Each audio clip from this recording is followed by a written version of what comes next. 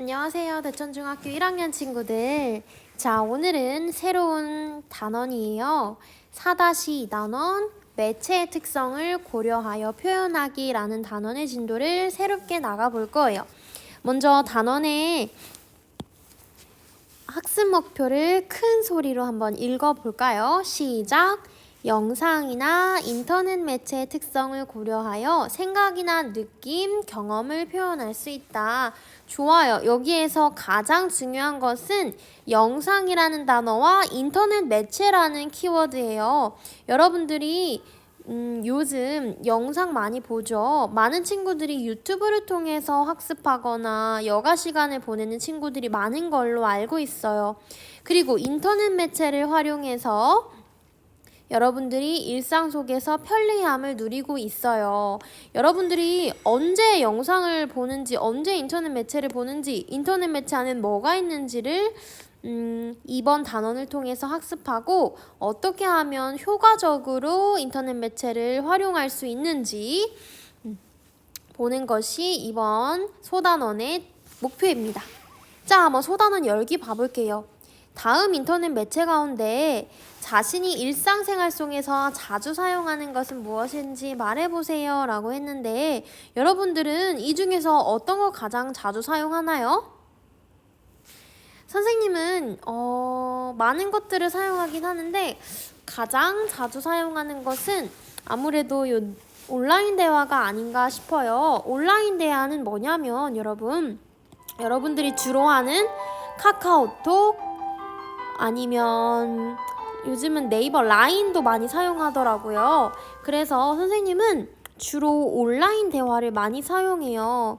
왜냐하면 선생님 반 친구들과 이야기를 할 때 또 지금은 원격 수업이잖아요. 3학년은. 그러니까 원격 수업 동안에 선생님이랑 빠르게 다양한 친구들이 하나의 공간에서 모여서 동시다발적으로 문자를 보내는 게 온라인 대화에서만 가능하더라고요. 문자를 통해서는 30명이 한꺼번에 이야기를 나눌 수도 없고 그 다음에 투표 기능도 활용할 수 없잖아요. 그래서 카카오톡이라는 어플을 통해서 온라인 대화를 많이 사용하는 것 같아요. 온라인 대화를 사용하는 이유는 선생님은 여러 친구들과 동시에 이야기를 나눌 수 있어서 그래서 이런 온라인 대화를 많이 사용하는 것 같아요.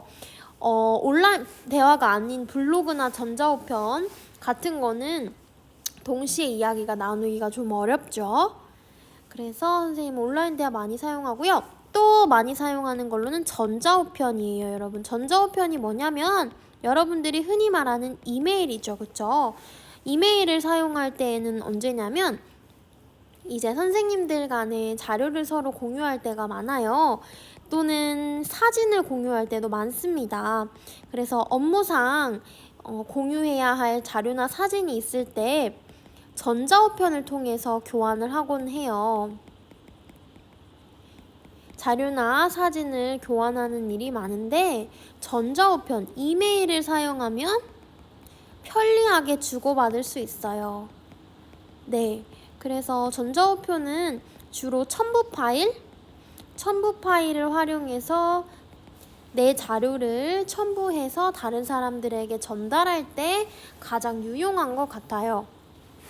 그 다음에 또 많이 사용하는 거 선생님 누리소통망 많이 사용하는데 요즘은 잘 안 해요. 그런데 예전에는 선생님 대학교 다닐 때는 누리소통망을 많이 사용했던 것 같아요. 누리소통망 여러분들이 말하는 SNS입니다. 페이스북, 인스타그램과 같은 SNS가 누리소통망에 속해요. 이 누리소통망을 하는 이유는 자주 만나지 못하는 친구들 있잖아요. 지금은 여러분들 같이 친한 친구들 붙어 있지만 대학교에 진학하거나 먼 고등학교 진학할 때 자주 만나지 못하는 친구들이 어떻게 지내는지 궁금하잖아요. 그런데 이렇게 SNS, 누리소통망에 자신의 일상을 올려놓는 친구들을 보면서 그 친구들이 어떻게 지내는지 알 수 있어요. 그쵸? 자주 만나지 못하는 친구들이 어떻게 지내는지 알 수 있다는 장점을 가지고 있어요. 그래서 선생님은 이 세 개를 가장 많이 사용하고요. 이 블로그는 주로 선생님이 표현할 때 사용하진 않고 검색할 때 많이 사용합니다. 이 고장의 맛집이 뭘까? 그럼 블로그 맛집 찾고요. 그 다음에 유용한 자료를 얻을 때에도 블로그에서 검색해서 찾을 때도 많습니다. 자, 이렇게 온라인 대화, 블로그, 전자우편, 누리소통망 이런 것들이 우리가 일상생활에서 활용하는 인터넷 매체입니다. 인터넷을 활용한 매체 해서 우리가 인터넷 매체라고 하고요. 이번 단원에서는 이러한 인터넷 매체의 특징과 활용 방법에 대해서 배울 거예요.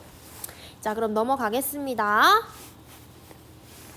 자, 여기 보면 가는 영상물을 제작하는 과정에서 학생들이 인터넷 매체를 통해 나눈 대화고 나는 그 친구들이 만든 영상물이래요. 매체의 특성을 고려해서 가와 나를 살펴보자. 중요한 건 여기에요. 인터넷 매체와 매체의 특성. 이 친구들이 다양한 인터넷 매체를 활용해서 대화를 나누는데 그 당시에 사용된 매체의 특성을 파악하는 게 정말 중요합니다. 알겠죠? 선생님이랑 같이 해볼게요. 따라와 주세요. 자, 영상 제작 분투기라는 제목의 글이에요. 여기 영상 제작을 선생님이 영상 대회에 출품한 영상물을 만들자 하는 학습 목표를 제시했나봐요. 그랬더니 병관이, 희석이, 정은이, 서영이 4명이서 한 조가 되어서 영상 제작을 하려고 해요. 그런데 이 친구들이 학교에서는 공부를 하고 영상 제작을 할 시간이 없잖아요. 그래서 인터넷 매체를 활용해서 각자 시간과 공간이 다르지만 각자 떨어져 있을 때에도 의사소통을 하기 위해서 인터넷 매체를 활용해서 대화를 한 것 같아요. 자, 한번 볼까요? 병관이가 이렇게 이야기합니다. 영상대회에 출품할 영상을 어떻게 촬영해야 할까? 그랬더니 희석이가 먼저 촬영 기법을 알아보는 게 좋을 것 같아 라고 했어요. 그랬더니 정은이가 이렇게 이야기합니다. 그러면 누리소통망을 통해서 관련 자료가 잘 정리되어 있는 누리집이나 블로그를 추천받자. 그거 좋은 생각이다. 내가 누리소통망에 글을 올릴게 했어요. 여러분, 누리소통망이 뭘까요? 그렇죠. SNS예요.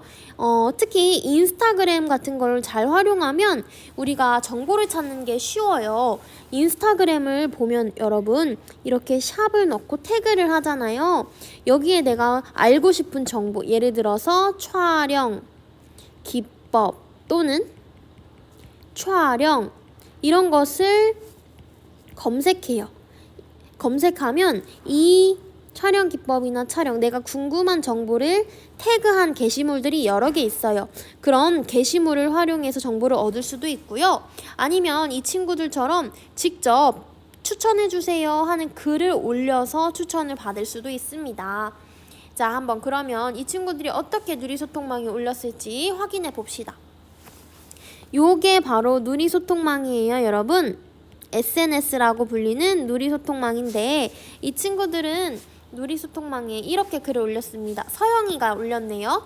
촬영 기법을 관련하여 참고할 만한 자료가 있는 누리집이나 블로그를 추천해주세요 라고 글을 썼어요. 그 다음에 글뿐만이 아니라 어떤 것도 같이 첨부를 했죠. 그렇죠. 그림도 함께 첨부했어요. 도와주세요 하는 그림도 첨부를 했네요.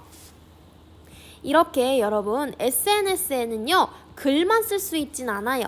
글도 쓸 수 있고 내 일상이나 아니면 내 감정을 표현할 만한 그림이나 사진을 올릴 수도 있다는 그런 장점이 있습니다. 이렇게 글을 올렸더니 유미라는 친구가 댓글을 달아줬네요. 이 블로그를 참고해보세요 라고 블로그를 달아주면서 자, 여기 중요한 게 있어요. 링크를 걸어주었습니다. 자, 여기 밑줄 그을게요. 댓글 달렸다. 블로그 링크가 있어 라고 했네요. 여기서 알 수 있는 SNS, 누리소통망의 특징이 무엇일까요? 그렇죠. 첫 번째로는 댓글을 달 수 있어요. SNS에는 댓글을 달 수 있어요. 하지만 같은 인터넷 매체인 이메일, 전자우편은 댓글 달기 힘들죠. 두 번째, 댓글뿐만이 아니라 링크를 걸 수 있어요. 링크를 통해 SNS, 누리소통망에서 블로그로 바로 이동할 수 있어요. 블로그뿐만이 아니라 또 다른 인터넷 매체로 연결을 시켜줄 수 있습니다. 영상을 보여줄 수도 있고요. 그래서 중요한 것은 이렇게 링크를 달 수 있다는 점이 누리소통망의 특성이었습니다. 자, 그러면 여기까지의 내용을 한번 정리해보면 이 친구들은요, 누리소통망을 통해서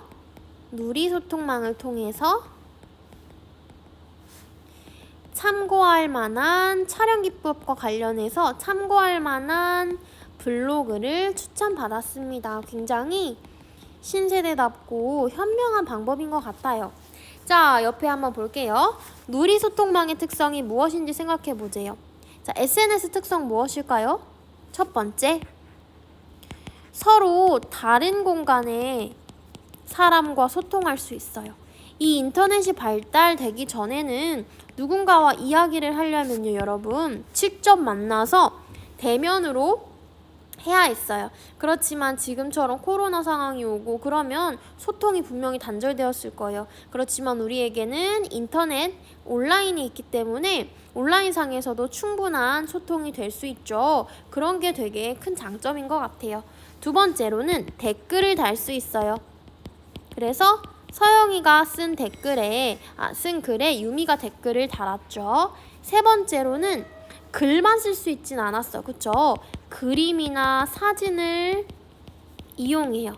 그래서 서영이가 도와주세요 하는 그림을 이용했잖아요. 그쵸? 그래서 이런 것들을 활용해서 자신의 생각이나 느낌을 표현할 수 있다는 아주 큰 장점이 있습니다, 여러분. 자, 되었나요? 자, 좋습니다. 그러면 다음 페이지로 한번 넘어가 볼게요. 다음 페이지에는 그 유미가 준 그 링크를 클릭해서 들어간 블로그인 것 같아요. 자, 블로그 보면은 여기 앞에 블로그에 자신의 어떤 프로필 사진과 그다음에 자신의 닉네임 설명할 수 있는 글들이 있죠. 그 다음에 여기 옆에 보면은 촬영 기법, 편집 기법 등등 해서 탭을 만들어서 관련 자료를 이렇게 묶어둘 수 있다는 장점이 있어요. 자, 여기 보면 블로그에 다양한 정보들이 있네요. 첫 번째로는 카메라의 각도, 두 번째로는 카메라의 거리, 이렇게 해서 유용한 촬영 기법에 대해서 알려주네요. 한번 간단하게 살펴볼까요? 카메라의 각도는 각도에 따라서 대상의 느낌이 달라진대요. 첫 번째를 보면은 아래에서 위를 향하는 각도잖아요. 이 방법 굉장히 선생님이 잘 쓰는 방법이에요. 키가 작은 친구들, 아니면은 내 몸이 좀 더 길어 보였으면 좋겠어요 하는 친구들에게는 이 사진 1번의 방법이 유용하겠죠. 대상을 실제보다 커 보이게 할 수 있고요. 두 번째로는 위에서 아래로 찍는 거는 실제보다 대상을 작아 보이게 할 수 있어요. 그래서 얼굴을 조그맣게 보이게 하려면 여러분 45도 얼짱각도 알죠? 위에서 아래를 향하는 각도로 촬영을 하면 얼굴이 작아 보입니다. 세 번째로는 사람의 눈높이에서 바라보는 각도로 촬영을 했을 때 가장 자연스러운 느낌으로 찍을 수 있습니다. 여러분, 우리가 사람을 진짜 바라볼 때에는 이렇게 아래에서 보지도 않고 위에서 보지도 않고 딱 정면으로 보게 되니까요. 그쵸? 자, 두 번째, 카메라의 거리입니다. 거리에 따라서 장면이 달라져요. 이렇게 전신샷, 카메라와 대상의 거리를 멀게 하면 배경도 동시에 보여줄 수 있죠. 그 다음에 반신샷, 허리부터 위쪽까지 촬영을 하면 조금 더 사진 4에 비해서는 대상을 더 두드러지게 보일 수 있고요. 카메라와 대상의 거리를 아주 가깝게 해서 촬영하면 작은 특징까지 담을 수 있다는 굉장히 큰 장점이 있습니다. 자, 이렇게 해서 글을 적어줬어요. 그랬더니 블로그에는 이렇게 글뿐만이 아니라 어떤 게 들어갈 수 있는 거죠? 그렇죠. 사진이 들어갈 수 있습니다. 그렇죠? 블로그에서는 글과 사진, 또 그림도 넣을 수 있어요. 자, 그런데 블로그에는 댓글을 달 수 있는 것 같아요. 자, 미리네 친구가 이렇게 댓글을 달았네요. 다리를 길게 보이게 하려면 어떻게 찍는 것이 좋을까요? 자, 그랬더니 다사랑님이 아래에서 위를 향하는 각도로 찍으면 다리가 길어 보여요. 이렇게 자신의 글에 블로그에 댓글을 달아준 분께 다시 대댓글을 달아주고 있습니다. 답변을 달아준다고 할게요. 답변을 달아줄 수 있어요. 자, 이렇게 봤을 때 블로그는요, 일방향적인 소통이라고 볼 수 있을까요? 아닙니다. 내가 누군가에게 글을 제공했을 때 이 미리네라는 사람이 그걸 읽고 자신의 의사를 표현하죠. 물어보기도 하고요. 그렇기 때문에 블로그는요. 여기다가 쓸게요. 블로그는 일방향적인 정보 제공이 아니에요. 책처럼 일방향적인 정보 제공이 아니라 쌍방향의 의사소통이 가능합니다. 왜냐하면 댓글이라는 기능이 있기 때문에 자신의 글에 대한 피드백도 할 수 있고요. 누군가 질문하면 답변도 달면서 서로 대화하는 것처럼 쌍방향의 의사소통이 가능합니다. 그렇죠? 자, 좋습니다. 그래서 여기까지 내용을 정리하자면 이 친구들은 그 SNS에 링크를 걸어준 블로그를 방문해서 거리와 각도에 관한 정보를 얻었습니다. 그래야 이런 촬영 기법을 활용해서 그 친구들이 더 좋은 영상을 만들 수 있을 거라고 기대가 되네요. 네, 여기 옆에 볼게요. 유용한 정보 정말 많구나. 영상 촬영할 때 큰 도움이 되겠어. 좋은 정보를 얻었으니 감사하다는 댓글을 남겨야지 라고 해서 이 친구가 초콜릿인가 봐요. 초콜릿에다가 댓글을 달았습니다. 좋은 정보 감사합니다. 한번 따라해 봐야겠어요 라고 해서 블로그에는 댓글을 달 수 있다는 특성을 다시 한번 확인할 수가 있네요. 자, 그러면 여기 볼게요. 블로그의 특성은 무엇인지 생각해 보세요. 블로그의 특성, 우리 지금까지 한 거 한번 정리해 볼게요. 첫 번째는 자신의 관심사에 관한 지식과 정보를 전달할 수 있어요. 블로그라는 곳은 나만의 공간이에요. 그렇기 때문에 내가 관심 있는 글을 탭을 나누어서 쓰고 그거에 대해서 누군가와 소통할 수 있어요. 그 다음에 댓글을 달 수 있어요. 그쵸? 댓글을 달 수 있고 그거에 대한 대댓글, 답변도 달 수 있어요. 세 번째로는 자신의 생각과 느낌을 표현할 수 있어요. 그런데 단순히 글로만이 아닌 글, 사진, 그림 등등 다양한 방법으로 표현할 수가 있고요. 그리고 서로 다른 공간에 있는 사람과도 의사소통이 가능하죠. 댓글을 통해서. 이런 식으로 우리가 블로그의 특성까지 정리를 해보았습니다, 여러분.